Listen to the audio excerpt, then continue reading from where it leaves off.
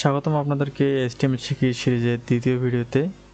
আজকের ভিডিওতে আমরা দেখব কিভাবে আমরা IDE বা কোড এডিটর ব্যবহার করে একটি HTML ফাইল তৈরি করতে পারি এবং কিভাবে আমরা IDE ডাউনলোড করতে পারি এবং সেই কোডগুলোকে কিভাবে আমরা ব্রাউজারে শো করতে পারি বা রান করতে পারি। তাহলে চলুন শুরু করা যাক আজকের ভিডিও। আমরা প্রথমে এমন একটি কোড এডিটর ডাউনলোড করে নেব যে কোড এডিটরের নাম হচ্ছে VS Code বা ভিজুয়াল স্টুডিও কোড। এখন ভিজুয়াল স্টুডিও কোডের ইন্টারফেস হচ্ছে এমন দেখা যাবে। আমরা ভিজুয়াল স্টুডিও কোড কিভাবে ডাউনলোড করব চলুন দেখে নিই। প্রথমে চলে যাব ব্রাউজার হিসেবে আমি ক্রোমকে চয়েস করলাম এবং এখানে এসে লিখব VS কোড ডাউনলোড। লিখে এন্টার করার পর আমি এখানে দেখতে পারবো যে অনেকগুলো পেজ চলে এসেছে। এখান থেকে আমরা শুরুর দিকে যেটি আছে ডাউনলোড ভিজুয়াল স্টুডিও কোড, এখানে ক্লিক করব। ক্লিক করার পর এমন ইন্টারফেস আসবে। এখান থেকে আমাদেরকে আমাদের অপারেটিং সিস্টেম অনুযায়ী ডাউনলোড করে নিতে হবে। আমরা যদি উইন্ডোজ অপারেটিং সিস্টেম ব্যবহার করি সেক্ষেত্রে এখান থেকে ডাউনলোড করতে হবে। লিনাক্স ব্যবহার করলে এখান থেকে এবং iOS বা ম্যাক ইউজ করলে এখান থেকে। আমরা যেহেতু উইন্ডোজ ব্যবহার করি এখান থেকে আমরা ক্লিক করে ডাউনলোড করতে পারবো। আমার যেহেতু ডাউনলোড করা আছে সেক্ষেত্রে আমি আর ডাউনলোড করলাম না। আপনারা ডাউনলোড করে ক্লিক করে ইনস্টল করে নেবেন। ইনস্টল করে নেওয়ার পর এখন আমাদের প্রয়োজন পড়বে একটি ফোল্ডার তৈরি করা, যে ফোল্ডারের ভিতরে আমরা HTML ফাইল তৈরি করব বা প্রজেক্টটি রান করব। আমি এখানে একটি ফোল্ডার তৈরি করে নিয়েছি HTML কোড নামে। এখন আমরা এই HTML কোড যে ফাইলটি আছে এই ফাইলটি আমরা বিভিন্নভাবে VS কোডের মাধ্যমে ওপেন করতে পারি।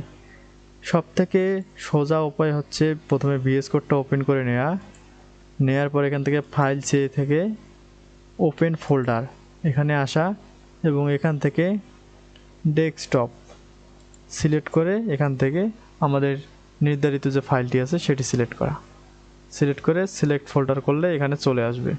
এছাড়াও আমরা আরও একটি পন্থা অবলম্বন করতে পারি, চলুন আপনাদেরকে দেখিয়ে দেই। সেটি হচ্ছে VS কোড ওপেন করার পর এমন মিনিমাইজ করে রেখে দেবেন এবং এই ফাইলটিকে টেনে ধরে এখানে নিয়ে এসে ছেড়ে দেবেন। সেক্ষেত্রে আবার ফাইলটি ইম্পোর্ট হয়ে যাবে। আর যখন আপনি প্রফেশনালি ডেভেলপমেন্ট শিখবেন বা অ্যাডভান্স লেভেলে চলে যাবেন সেক্ষেত্রে আপনি কিভাবে ফাইলটি ওপেন করতে পারেন চলুন দেখিয়ে দিই।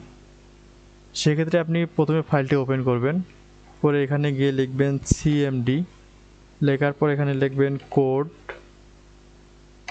একটি স্পেস দিয়ে ডট দিলে এটি অটোমেটিক্যালি ওপেন হয়ে যাবে আপনার VS কোডে।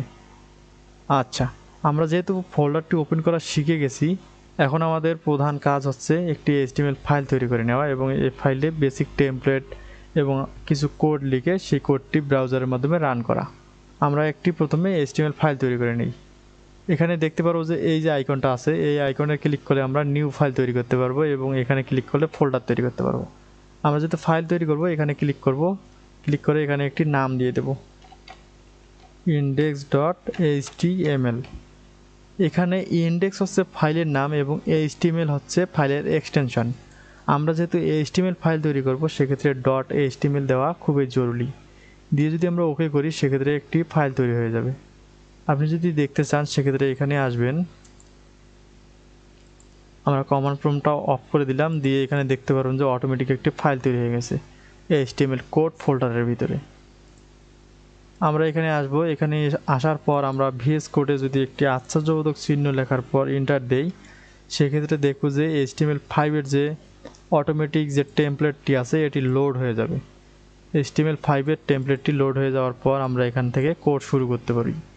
এখন আমাদের যে কোডটি আছে এখান থেকে আমরা টাইটেলটাকে পরিবর্তন করব, লেখার পর আমরা এটিকে রান করতে পারি। এখন আমরা কিভাবে রান করব এটি রান করার জন্য সিম্পলি আমরা আমাদের ফোল্ডারটি ওপেন করব এবং এখানে ডাবল ক্লিক করলে এটি রান হয়ে যাবে। আমরা যেহেতু টাইটেল চেঞ্জ করেছি সেক্ষেত্রে এখানে দেখতে পারবেন যে মাই ফার্স্ট ওয়েব পেজ নামে একটি টাইটেল চলে এসেছে। এখন আমরা যদি বডিতে কিছু লিখি সেই কন্টেন্টগুলো আমাদের ওয়েবসাইটে শো করবে। আমরা প্রথমে H1 ট্যাগ দিয়ে শুরু করি। সবথেকে বিখ্যাত প্রোগ্রাম হ্যালো ওয়ার্ল্ড চালিয়ে দিলাম। এই লাইনটি লেখার পর আমরা যদি এখানে গিয়ে রিফ্রেশ করি সেক্ষেত্রে দেখতে পারবেন যে হ্যালো ওয়ার্ল্ড লেখাটি চলে এসেছে। এখন বারবার আমাদেরকে এখানে কিছু পরিবর্তন করার পর যদি এখানে এসে রিফ্রেশ করতে হয় এই কাজটি অনেকের বিরক্ত লাগতে পারে। সেক্ষেত্রে আমরা একটি এক্সটেনশন ব্যবহার করতে পারি। আপনারা এখানে দেখতে পারবেন যে কিছু আইকন আছে, এখান থেকে আমরা এই আইকনটা ব্যবহার করতে পারি। এই আইকনের নাম হচ্ছে এক্সটেনশন। এখানে ক্লিক করার পর আমরা দেখতে পারবো যে এখানে অসংখ্য এক্সটেনশন আছে। আমরা প্রথমে আমাদের কাজের জন্য যেটি প্রয়োজন সেটি হচ্ছে লাইভ সার্ভার। এই যে এক্সটেনশনটি আছে এই এক্সটেনশনটিতে ক্লিক করে ইনস্টল করে নিতে পারি। আমার ইনস্টল করা আছে, সেক্ষেত্রে আনইনস্টল দেখাচ্ছে। এর পাশাপাশি আমরা ইনস্টল করে নিতে পারি অটোসেভ। অটোসেভ লিখে সার্চ করলে আমরা দেখব যে সেভ টাইপিং আছে, এটিকেও ইনস্টল করে নিতে পারি। সেক্ষেত্রে আমাদেরকে বারবার আর সেভ করার প্রয়োজন পড়বে না। সেক্ষেত্রে আপনি যদি একটি ক্যারেক্টার লেখেন সেই ক্যারেক্টারটি অটোমেটিক সেভ হয়ে যাবে। এখন আমরা যে ওয়েবসাইটটা এখানে লোড করছি এই ওয়েবসাইটটা কিন্তু লাইভ সার্ভার দিয়ে লোড হয়নি, এজন্য আমরা এটি কেটে দিলাম। কেটে দিয়ে আমাদের যে কোড আছে এই কোডে ফিরে আসার পর আমরা এখানে রাইট ক্লিক করে এখানে নিচের দিকে গেলে দেখতে পারবো ওপেন উইথ লাইভ সার্ভার। এটিকে যদি ক্লিক করি সেক্ষেত্রে দেখা যাবে যে আমাদের কোডটি লাইভ সার্ভার দিয়ে রান হয়েছে। এখন আমরা যদি এই কোডটিকে পরিবর্তন করে দেখতে চাই যে অটোমেটিক চেঞ্জ হয় কি না, এখানে এসে লিখব জাস্ট এতটুকু চেঞ্জ করে এখানে আসলে দেখা যাবে যে অটোমেটিক চেঞ্জ হয়ে গেছে। আমাদের এখানে এই স্টেপ বড় হাতে দিলে ভালো হবে। এখানে দেখতে পারবেন যে হেডিং 1 চলে এসেছে। মাঝে মাঝে একটু মিস্টেক হলে রিফ্রেশ দিলে চলে যাবে। আর আপনি এই ইস্যুটাকে সলভ করতে পারেন। এই ইস্যুটাকে সলভ করার জন্য আমরা এখানে মেটা ট্যাগ ব্যবহার করতে পারি। আমরা আজকে শুধু একটি মেটা ট্যাগ দেখব এবং মেটা ট্যাগ নিয়ে বিস্তারিত আলোচনা হবে অন্য একটি ভিডিওতে। এখানে আমি ব্যবহার করতে পারি মেটা রিফ্রেশ। রিফ্রেশের এখানে যদি আমি 1 দেই সেক্ষেত্রে প্রতি 1 সেকেন্ড পর পর আমাদের যে কন্টেন্টটা আছে বা ওয়েব পেজটা আছে এটি রিলোড নেবে। এখানে আমি আরও একটি প্যারাগ্রাফ যোগ করে দিই। পি ট্যাগের ভিতরে লোরেম যদি লিখি, লোরেম লেখার পর যদি আমি এখানে 10 দেই তাহলে 10 ওয়ার্ডের একটি প্যারাগ্রাফ অটোমেটিক জেনারেট হয়ে যাবে। এখানে আসলে দেখতে পারবেন যে অটোমেটিক প্রতি 1 সেকেন্ড পর পর লোড নিতেছে। সেক্ষেত্রে আপনাকে আর বারবার এখানে গিয়ে রিফ্রেশ করতে হবে না।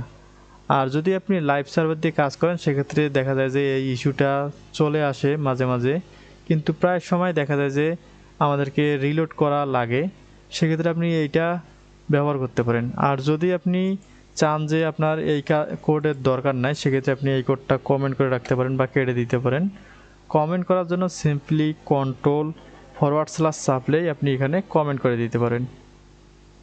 আমি ভুল কোড কমেন্ট করে দিয়েছি। এটি হচ্ছে আমাদের ভিউ পোর্ট যেটা আছে সেই ভিউ পোর্টের কোড। এটির মাধ্যমে আমরা ওয়েবসাইটকে রেসপন্সিভ করতে পারি। এগুলো নিয়ে আমরা পরবর্তীতে জানব। আমরা যে রিফ্রেশ আছে এটিকে জাস্ট কমেন্ট করে দিলাম।